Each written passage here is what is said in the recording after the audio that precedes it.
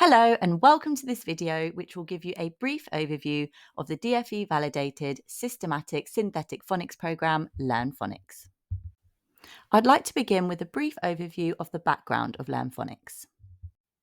LearnPhonics began many years ago in a school in Hounslow, which is a borough on the outskirts of West London. Now, in this school, roughly 98% of the children had English as an additional language, and there were large numbers of children with SEND. Many other children at the school, unfortunately, also had other barriers to learning. These included economic disadvantages, lack of parental support, difficult family life and circumstances, and interrupted schooling. Now, there is no reason as to why these children or children with EAL cannot achieve age-related expectations with the appropriate teaching approach. The school also had a centre for deaf and hearing impaired children, which was another aspect to take into account. Because of the aforementioned needs in the original setting, phonics had to be taught in a way that encouraged children to be active learners, not passive recipients of instruction, in order to foster engagement and understanding. Lessons were designed to be multisensory, visuals and movement being key priority. This gave children multiple ways to access and recall their phonics knowledge and to make sure that there was full engagement and participation in the lessons through movement, visual prompts, and structured repetition. Now let's take a look at the progression of LearnPhonics. LearnPhonics follows the basic progression of the original letters and sounds document. So we start with phase 2, which is SATP, etc. But as you can see, phase 2 is broken into 3 subsections. Phase 2A focuses more on learning the GPCs with some introduction to blending. Now, phase 2B solely focuses on developing the skills of decoding and encoding to read and spell words. This is so that we know that children are fully secure in this aspect of reading so that they have the fundamental understanding before moving on to phase 3. Phase 2C again solely focuses on the skill of decoding and encoding, but this time to read and write simple captions and sentences. Huge amounts of teachers report that their children cannot blend on starting phase 3, so these 4 weeks of direct focus are crucial for their reading development. Next, phase 3 and 4 are as normal. These phases also include reading longer words within both phases. Some focus on common exception words, word endings, etc. Now we get on to phase 5 in year 1.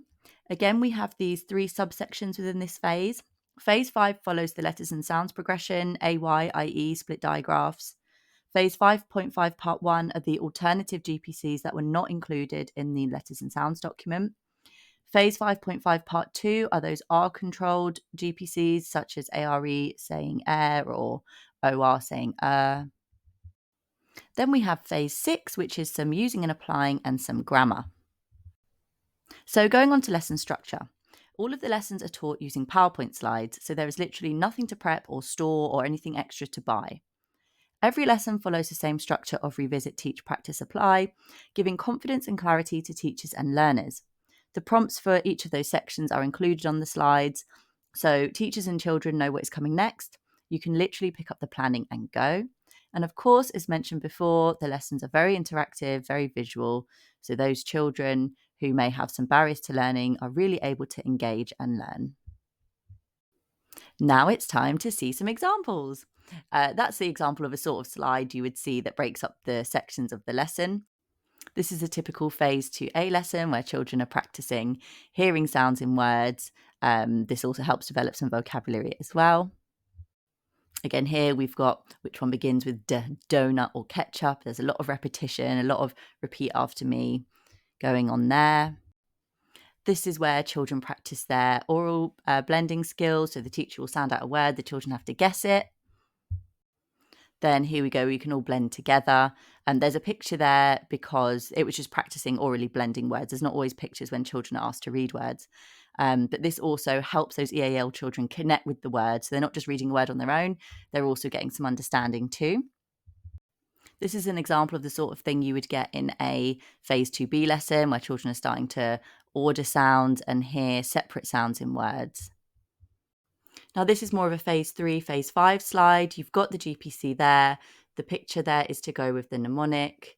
The purple star there is just where you would look at the planning for some teaching points to direct you sort of how to go about teaching this GPC. This slide is still within the teaching section, so this is where you'll just be identifying the sound in words and hearing, and you've got the dots and dashes there to support. This is an example of a slide you'll see in every lesson. It gives children a chance to read handwritten words, not just printed ones. So the teacher can slowly begin to write the words on the lines, and as the words appear, pupils can whisper read them at their own pace. There's obviously more information on how to use the slides in the lesson training videos. Now, this is a slide from the apply section. So the children will quietly whisper read the sentence to themselves, and they'll put their thumbs up or thumbs down if the sentence is true or false, indicating to you as well that they've finished reading. Now, this is really important because it's encouraging children to read for meaning rather than just reading a random standalone sentence. Then here you've just got the picture to go with the sentence, which is going to encourage understanding. Here are some examples of some of the downloadable resources. These are all part of the subscription and can be printed obviously to the size you prefer and as and when you need. You don't need to order anything. And then here is an example of some of the follow-up worksheets or activities that you can print off as well. You've got dots and dashes sheets where the children can practice and apply their learning. You've got spelling sheets, matching pictures to words, bingos, and lots more.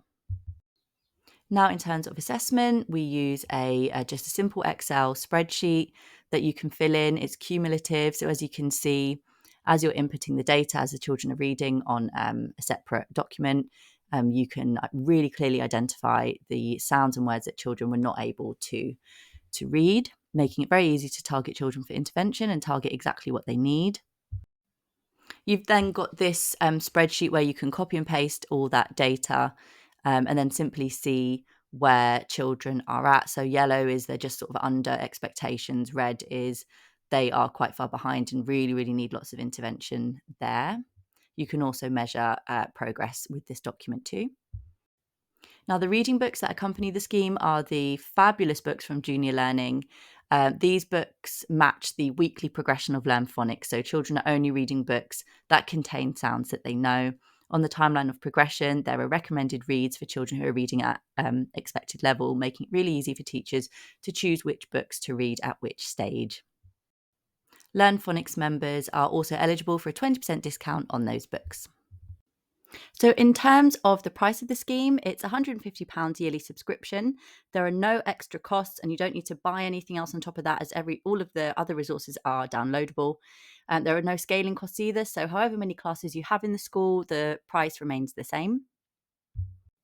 And as a member of LearnPhonics, you are eligible for a 50% discount on the Learn to Write handwriting scheme of work, which works out as £50 annually.